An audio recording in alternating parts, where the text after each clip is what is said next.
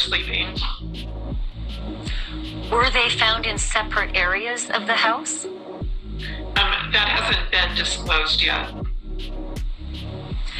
Can you tell me, when you say that they might have been sleeping, were they found in beds? Yes.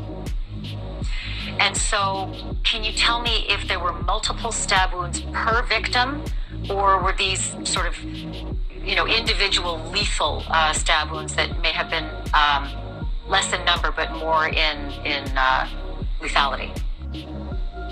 There were multiple stab wounds, yes, on them.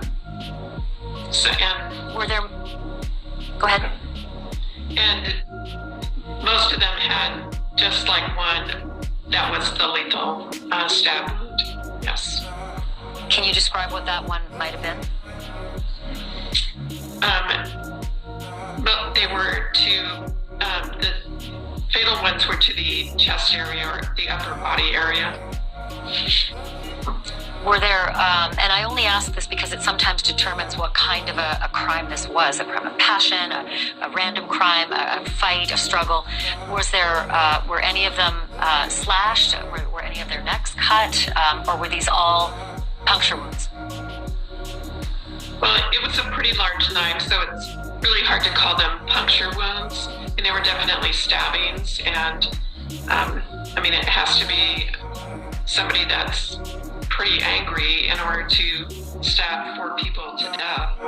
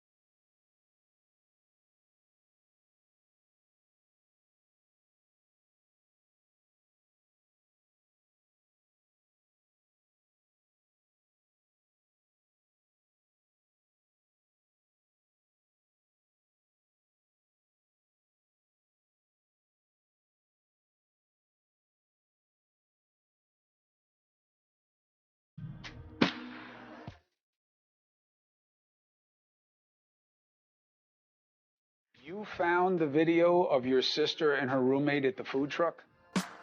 I was tipped off to that video on Sunday. And when you gave it to the police, you didn't like how they handled it? I won't necessarily say that. I will say I think that they're probably processing a lot of information, and they, basically just said, thank you. But I never really heard any follow-up on that. I did wind up getting in contact with someone a few days after Sunday and I was able to provide more of a timeline that I had created. And it did seem like they needed more video of that food truck, so I provided that then as well. So that was a little frustrating, but again, there's so many agencies involved here. I can't say I necessarily blame them. You were curious about one of the men that you saw in the video, and you tracked him down? Yeah, I think a lot of people were curious about that person. We were able to identify him, and as far as I know, he has cooperated with the police, and that's all that I know about that.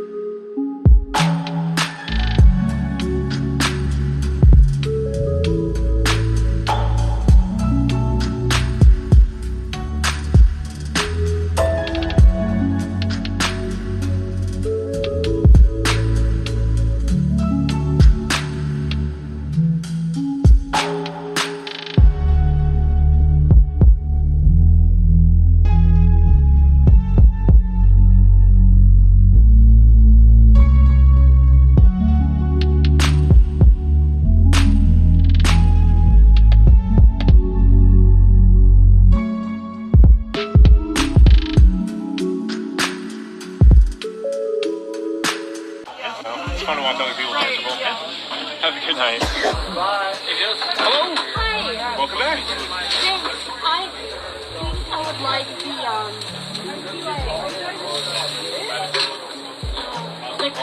carbonara. Okay. I feel a But can I have like a free grub truck on my app? Oh, yep. So what you want to do is, we'll actually do this. You're working the gym, you're still late.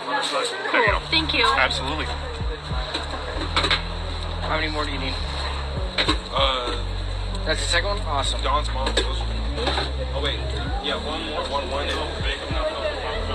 Maybe I didn't have a free one. It's right here. And then what was the next? Don't forget to remove this. The carbonara. The carbonara back of the week. Here, I'll grab it for you. Excellent. And then click see rewards. Enjoy. And it looks like you not quite have enough points yet. Oh, that's okay. That's okay. I do have a big burrito pork here for you. Cool. Thank you. 47. Thank you very much. Where'd the pen go, guys? Where's my pen? How are you guys doing? How are you? I'm doing fantastic. You prepared, Derek. It's because I try not to forget my wallet. It's a good reason. That's smart, Derek. It's probably good to not lose your wallet. Guys, fuck yeah, great ticket times, honestly. Like, Luke, Tebow, really solid. Ever since, like, we know about it, I thought we should order 85. Thank you. Can I do the big burrito? But I'm gonna be really good. I'm so sorry. Can I get it with that? That's Chipotle slaw. Yes, you absolutely And can. then without the onion salsa. No sauce.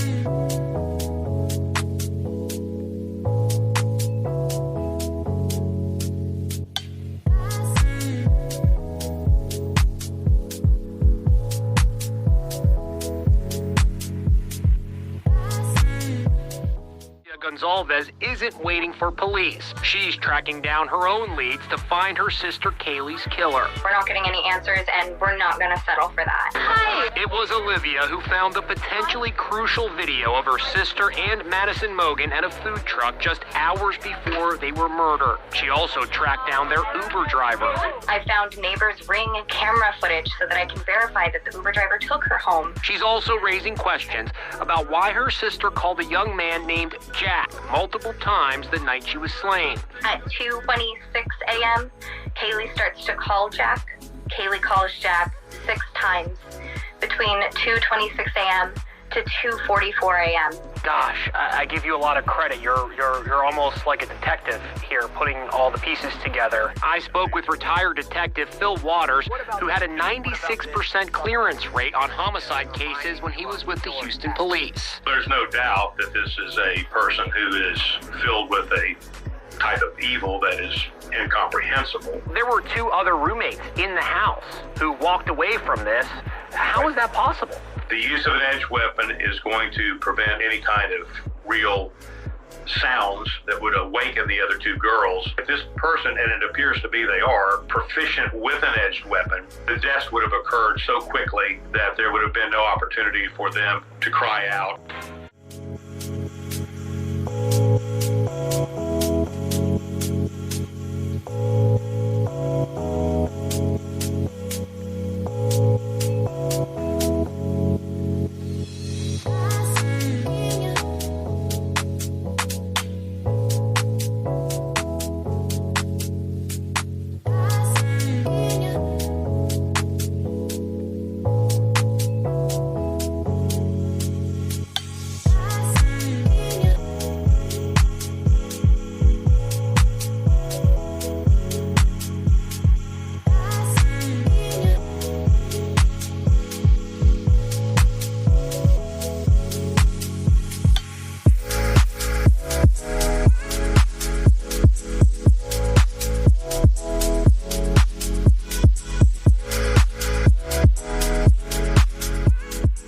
Robin is still out there.